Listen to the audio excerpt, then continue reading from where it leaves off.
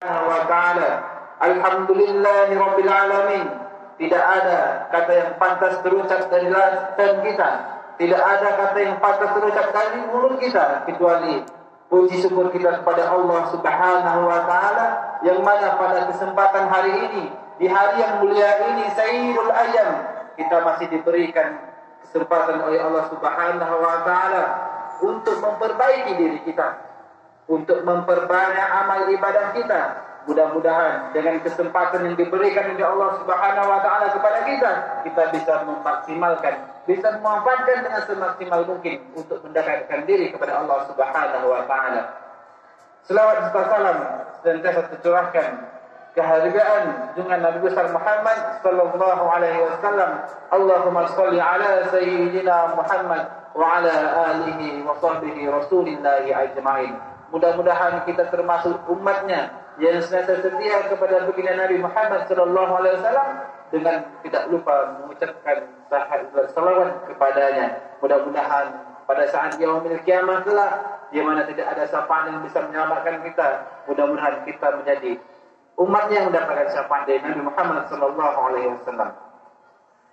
Jemaah sidang salat Jumat yang dimuliakan oleh Allah Subhanahu wa taala, pada kesempatan yang mulia ini tidak lupa khatib mengajak dan menghimbau khususnya untuk khatib pribadi dan umumnya khusus jemaah untuk senantiasa sama-sama kita meningkatkan keimanan dan ketakwaan kita kepada Allah Subhanahu wa taala, dalam arti kata kita meninggalkan apa yang dilarang oleh Allah Subhanahu wa taala dan menjalankan perintah-perintah Allah dan perintah-perintah Rasulullah sallallahu alaihi wasallam.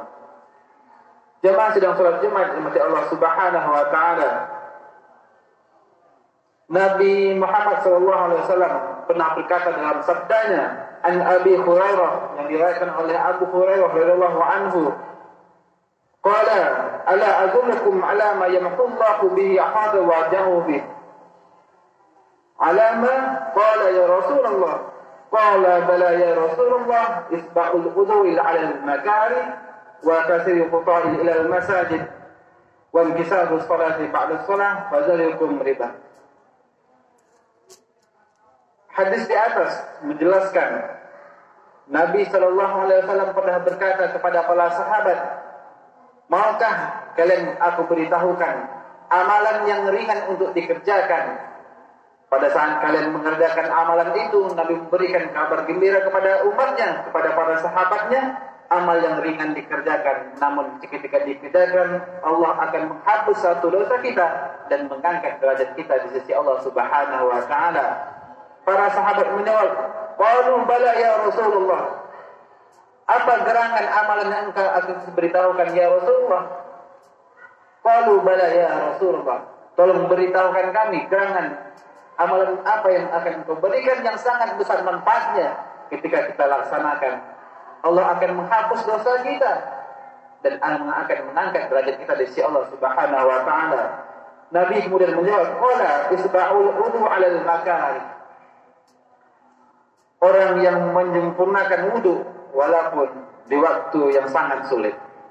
Jemaah sedang salat Jumat yang mati Allah Subhanahu wa taala, menyempurnakan wudu merupakan salah satu amalan yang paling ringan untuk kita laksanakan. Ringan untuk kita kerjakan, tapi nilainya sangat besar di mata Allah Subhanahu wa taala. Wudu merupakan suatu perintah Allah. Ketika kita untuk melaksanakan salat, maka wudu menjadi salah satu syarat sahnya salat dan kewajiban kita kepada Allah Subhanahu wa taala. Maka salah satu amalan yang sangat ringan untuk dikerjakan, besar manfaatnya, salah satu adalah menyempurnakan wudu. Dalam suatu riwayat dikatakan menyempurnakan wudu walaupun di saat sulit merupakan walaupun pada saat waktu dingin, karena pada masa Rasulullah sallallahu alaihi wasallam di padang gurun itu pada saat malam harinya cuaca begitu dingin dan pada siang harinya cuaca begitu terik. Maka dari itu salah satu amalan yang ringan untuk dikerjakan dan namun nilainya di sisi Allah Subhanahu wa taala akan bisa menghapuskan dosa kita dan bisa mengangkatkan derajat kita merupakan menyempurnakan wudu. Jemaah sedang salat Jumat yang dimuliakan oleh Allah Subhanahu wa taala. Kemudian Rasulullah sallallahu alaihi wasallam mengatakan lagi, amalan yang kedua adalah wa kasrul khuta'i ila al-masajid. orang yang sering mendatangi masjid. Jemaah sedang salat Jumat yang dimuliakan oleh Allah Subhanahu wa taala. Amalan yang sangat ringan untuk dikerjakan. Memperbanyak langkah kita ke dalam masjid, menuju masjid Allah Subhanahu wa taala, merupakan salah satu tempat di dunia ini yang paling mulia di mata Allah Subhanahu wa taala. Bagaimana mungkin ada tempat yang mulia dibandingkan masjid di atas dunia ini? Sesungguhnya rumah Allah Subhanahu wa taala adalah tempat yang paling mulia di sisi Allah Subhanahu wa taala. Jika kita melihat ke belakang ketika Nabi sallallahu alaihi wasallam berhijrah ke kota Madinah, ke kota Yathrib, maka yang paling pertama ia lakukan adalah bina'ul masjid.